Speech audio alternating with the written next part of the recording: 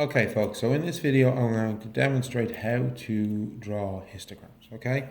These are fairly simple graphs that can be used usually for continuous data, like the example I have here, where we have values that aren't individual separate categories, but categories where they kind of run into each other. So numerical continuous data is when we would generally use a histogram. So in the example here we have a table, we have heights of female students in a school. Okay, and they're grouped in 5 centimeter intervals. Okay, so we're going to make our graph now and label it. Okay, so you have your y-axis and your x-axis. The groups or categories always go on the x-axis. Okay, so our height in centimeters. Okay, now I'm going to just start putting them in now. Okay, so we have 145 to 150. 150 to 155. No, I've got the same space between each one, okay? 155 to 160, 160 to 165, 165 to 170. And it is important, I want the same spaces each time on my histogram, okay? 170 to 175, 175 to 180, and 180 to 185. And how many students we got? We got up to 125 students. So I guess I'll go up in intervals of, we'll see if intervals of 10 will work. So 10, 20, 30, 40, 50, 60, 70, 80, 90, 100, 110, 120. So yeah. Okay. This hopefully will work, okay?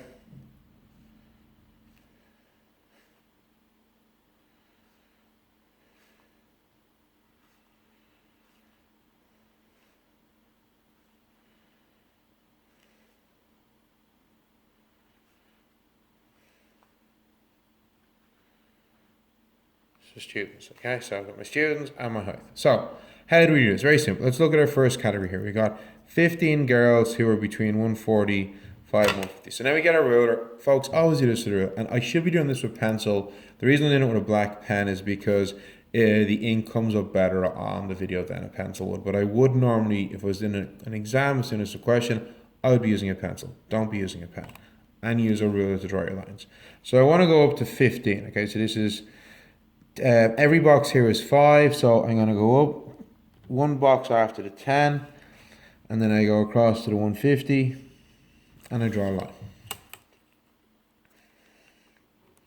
Nice and simple. Now we're at 48, so I'm going to be just a little bit below. So this is 45, so just a little bit above the halfway mark would be 48. Okay. Obviously, when you get these kind of not nice even units of 5 or 10, it can become slightly trickier.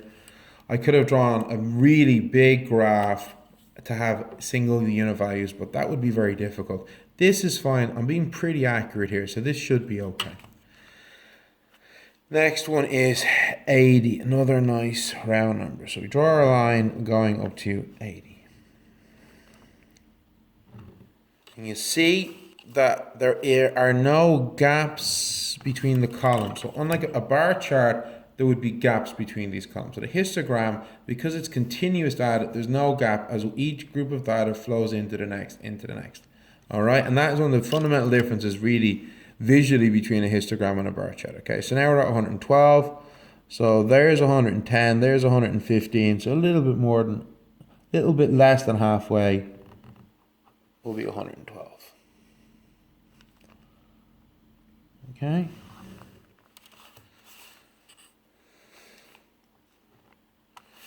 And then we have 125. Well, that's nice and easy. That's gone right up to the top of my graph.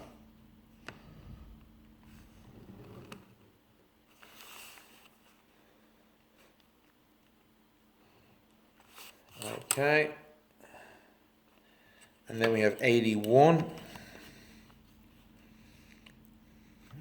So that's 80. So literally just a little bit above that. Okay.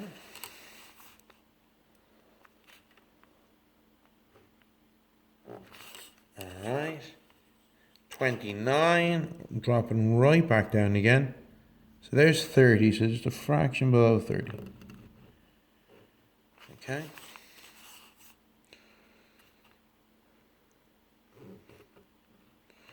And then 10.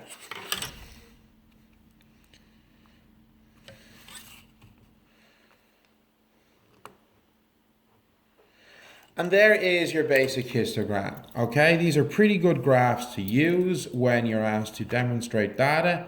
They give the shape of my distribution. I can see here that my graph is roughly a bell curve. So that would mean that it is a normal distribution.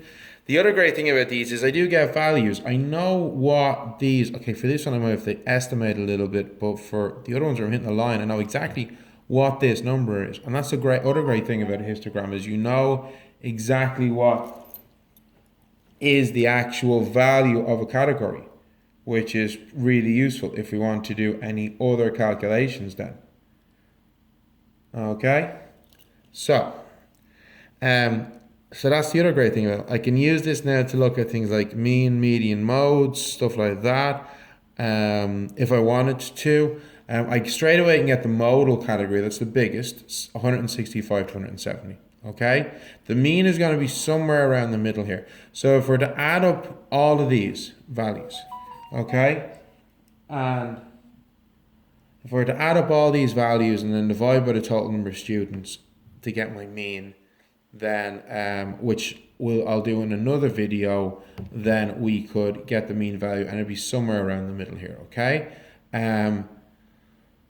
Well, yeah, that's basically it. That's how you do a histogram, okay?